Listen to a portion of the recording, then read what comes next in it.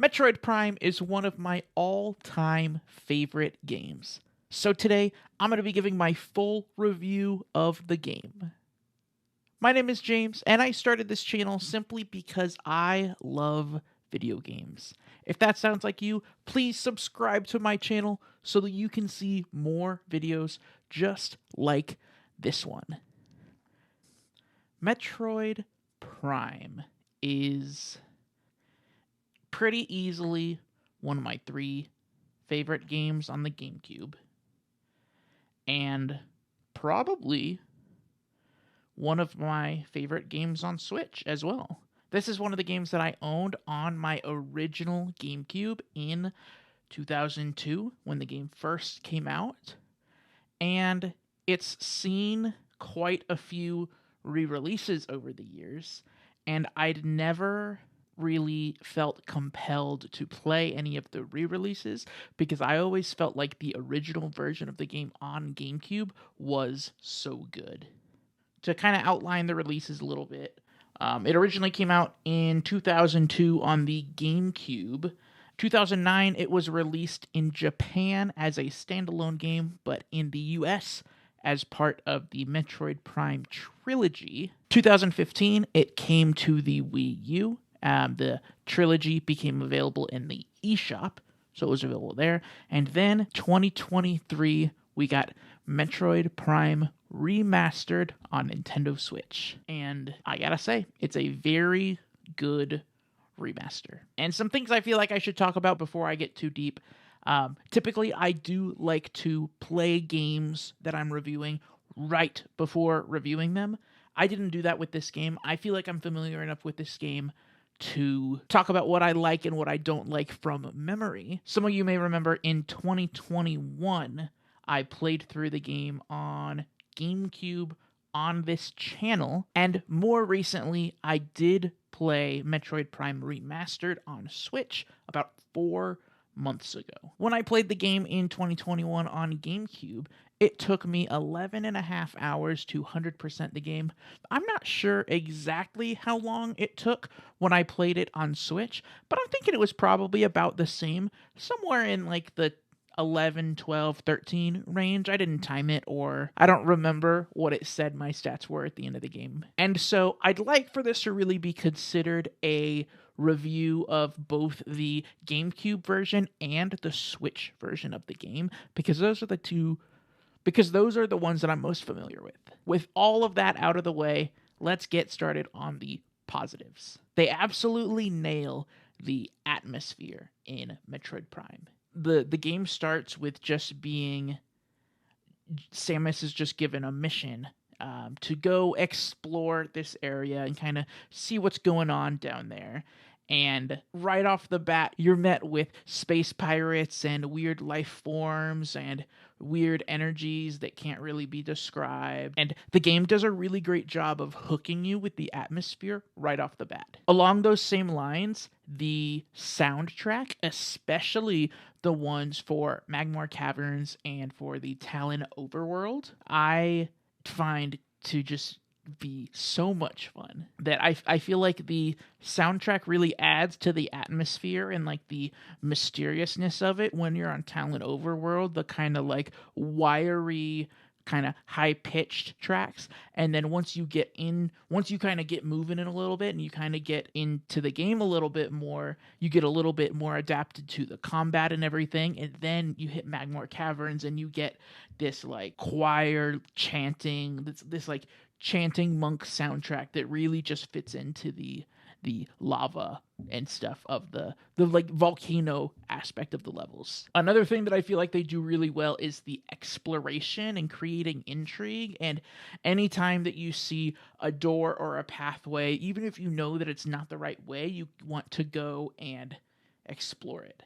And something that I would have liked for them to have done a little bit better in the remaster is adding the ability to add markers to the map so that when you do see something that you know you're not able to work with right now but need a different item for, you can put a little map marker on there and you can come back to it later without having to figure out where it was again. One thing that I find interesting is that Nintendo themselves don't refer to Metroid Prime as a first-person shooter, or at least they didn't in 2002 when the game came out.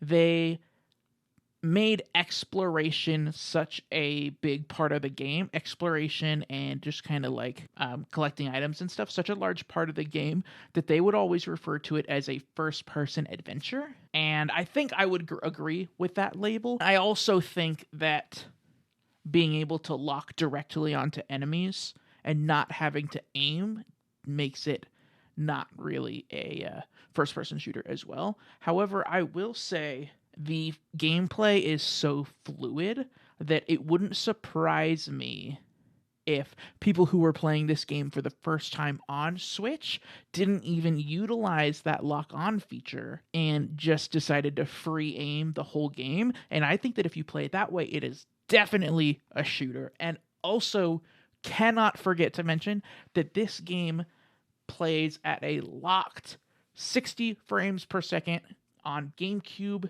Wii, Wii U, and a Nintendo Switch. I'm not really a frame rate guy. However, I will say that on a lot of these older games, these 3D games that have crossed that 20-year mark, the ones that are 60 FPS do tend to feel a little bit better to play. The last positive that I feel like I should bring up is that I really do feel like this is a perfect translation of Metroid, of like a Metroidvania, from the 2D space into the 3D space. That it's still an item-based progression that's based on exploring areas and revisiting areas that you've already been to.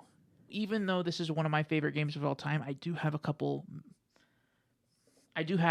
couple mixed and negative things to say about it as well. For mixed, what I got is that the logbook and just kind of scanning items in the world, I really love the inclusion of the logbook. It made me read about stuff that I would never read about. I did feel like there's lots of pointless scans. Along those same lines, though, the logbook, if you are going for 100% completion of the logbook, it can be kind of frustrating, especially because any enemy that will only appear one time, meaning every single boss in the game, is missable. I think I would have liked, especially in Metroid Prime Remastered, if, I don't know, maybe they do something where like the boss's body like stays dead there, and then you can go and scan it later on, or do something where like you take a souvenir of the boss like back to your ship, and then you can get credit for scanning the boss by like scanning that souvenir or something to get that creature's entry. I don't really know. I also don't really like that in Metroid Prime Remastered that you still do have to get to a save station to save. I think, how do I say this? I don't really have a problem with when you die, you respawn at a save station. However, if I'm done playing the game for a little bit in 2024, I feel like I should just be able to save where I am and then exit out the game. I don't know. And unfortunately, that gets us to the negatives. And both of my negatives, I actually feel like are kind of minor. I still feel like they're worth bringing up. First, it's incredibly difficult to 100% this game without a guide.